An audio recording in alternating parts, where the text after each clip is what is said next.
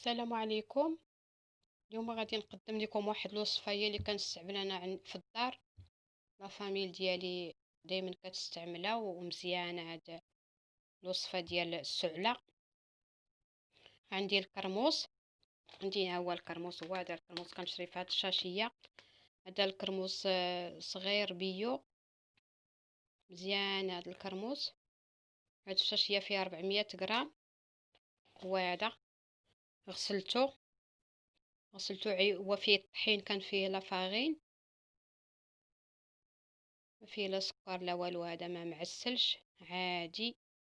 عندي هنايا 400 غرام. وعندي هنايا الثومه، هذه الثومه حمراء بيو. عندي 3 ديال الريوس.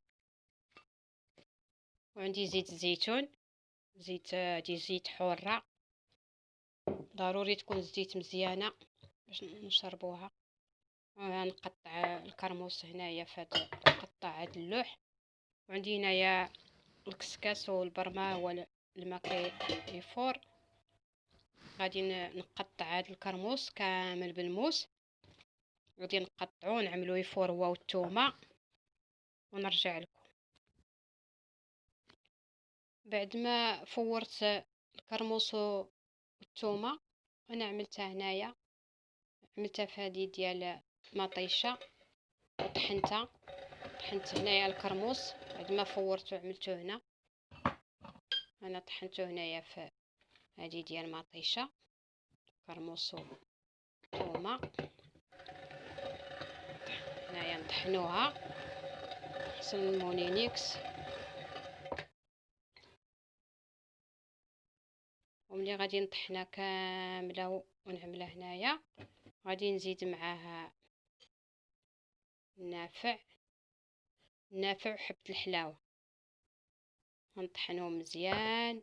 هما مطحونين، النافع وحبة الحلاوه مطحونين مغربلين مزيان، تا هما مزيانين للسعله. اما نعمل هذه دماطيشه ولا ندقو في المهراز ديال اللوح، ندقو في المهراز اللوح. دابا انا ساليت، انا عملته في الحكاك هذيك دماطيشه. نزيد عليه زيت الزيتون، نزيد عليه زيت الزيتون، نعمرها بالزيت. بسم الله. نعمرها بالزيت ونزيد معلقه ديال هاد حبة الحلاوه والنافع، معلقه ولا جوج على حسب داكشي اللي بغينا. ونخلطها هنايا مزيان هاد الكرموس والثومه وزيت الزيتون. وملي نجيو نعسو ناكلو معلقه ولا جوج على حسب داكشي اللي قدرنا عليه بالزيت ديالها. ما نشربوش عليها الماء، ناكلو جوج معالق ولا وحده ولا 3 ولا كواحد، اشني على حسب السعله الا فيكم جهده. ونتغطاو ونعسو، نتكاو ونرتاحو، ما نشربوش عليها الماء بارد.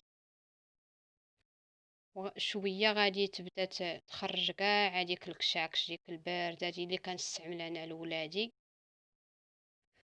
كنتمنى تعجبكم هذه الوصفه ديال السعله، جربوها غادي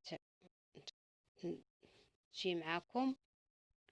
وكنتمنى الشفاء للجميع اللي فيه السعله، كنتمنى الشفاء لجميع المسلمين والمسلمات. السلام عليكم.